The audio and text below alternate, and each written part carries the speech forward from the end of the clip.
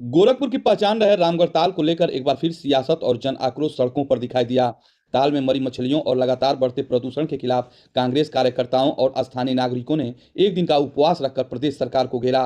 कांग्रेस नेताओं का आरोप है कि रामगढ़ ताल में लंबे समय से बिना शोधित सीवेज और ठोस अवशिष्ट गिराया जा रहा है। इस वजह से ताल की जल गुणवत्ता तेजी से खराब हुई है, जिसका सीधा असर जलीय जीवों और वनस्पतियों पर पड़ रहा है। मछलियों की मौत की घटनाएं लगातार बढ़ रही हैं और ताल की जैव विविधता कमजोर होती जा रही है। उपवास में शामिल लोगों ने कहा कि रामगढ़ ताल, जो कभी पर्यटन और सांस्कृतिक सौंदर्य का प्रमुख केंद्र हुआ करता था, आज बदबू, काई और कचरे का प्रतीक बन चुका है।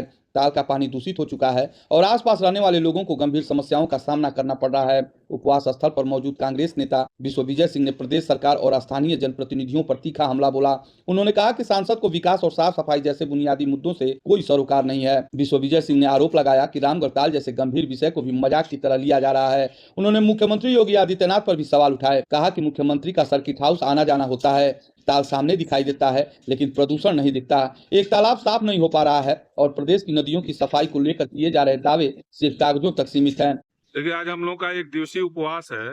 रामगढ़ ताल जो हमारा प्राकृतिक धरोहर था, जो लगातार प्रदूषण के कारण रोज मर रहा है, सरकार की उपेक्षा, स्थानीय प्रशासन की उपेक्षा के कारण रामगढ़ ताल आज मरने के कगार पर है, अपने अस्तित्व के संकट से जूझ रहा है। अभी लाखों की संख्या में मछलियां इसके अंदर मरी। जो अगल बगल के नागरिक हैं, उनके जीवन को भी इस प्रदूषण से संकट है और इसलिए आज हम सब लोग उपवास पर बैठे हैं।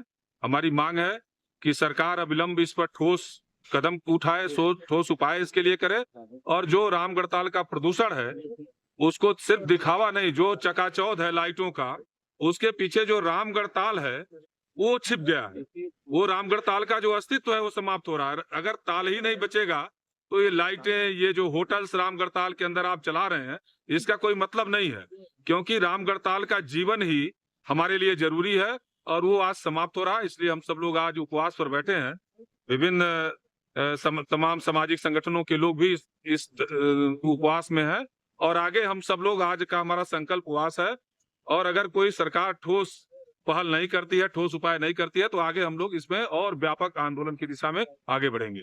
इस उपवास को संघर्ष समिति के सदस्यों और पर्यावरण से जुड़े संगठनों का भी समर्थन मिला। संघर्ष समिति के लोगों ने कहा कि रामगढ़ ताल की जैव विविधता तेजी से खत्म हो रही है, पर्यटन प्रभावित हो रहा है और स्थानीय आबादी को आर्थिक व स्वास्थ्य से जुड़ा नुकसान झेलना पड़ रहा है। उन्होंने पर्यावरण विभाग और गोरखपुर विकास प्राधिकरण से मांग की है कि ताल में प्रदूषण फैलाने वाले स्रोतों की पहचान की जाए, सीवेज और कचरे की निकासी को तत्काल रोका जाए और पूरे मामले पर एक स्पष्ट निगरानी व्यवस्था लागू की जाए। साथ ही इसको लेकर ठोस कार्य योजना सार्वजनिक करने की भी मांग की गई है। कांग्रेस नेताओं और संगठनों ने साफ कहा कि रामगढ़ ताल को बचाने के लिए केवल अस्थायी कदम नहीं, बल्कि वैज्ञानिक, दीर्घकालिक और समग्र योजना की जरूरत है। ऐसी योजना जिसमें प्रदूषण रोकथाम, अपशिष्ट प्रबंधन, जल पुनर्स्थापन और पर्यटन सुधार को एक साथ जोड़ा जाए। कार्यकर्ताओं ने चेतावनी दी कि अगर प्रशासनिक उदासीनता इसी तरह बनी रही तो आंदोलन को और तेज किया जाएगा। ताल, जो कभी शहर की पहचान हुआ करता था, अगर उसे बचाने के लिए अभी गंभीर प्रयास नहीं किए गए तो आने वाले समय में हालात और भयावह हो सकते हैं। रामगढ़ ताल को लेकर उठी यह आवाज सिर्फ राजनीतिक विरोध नहीं, बल्कि शहर के अस्तित्व और पर्यावरण से जुड़ा सवाल बनता जा रहा है। अब देखना यह होगा कि प्रदेश सरकार और प्रशासन इस चेतावनी को कितनी गंभीरता से लेती है।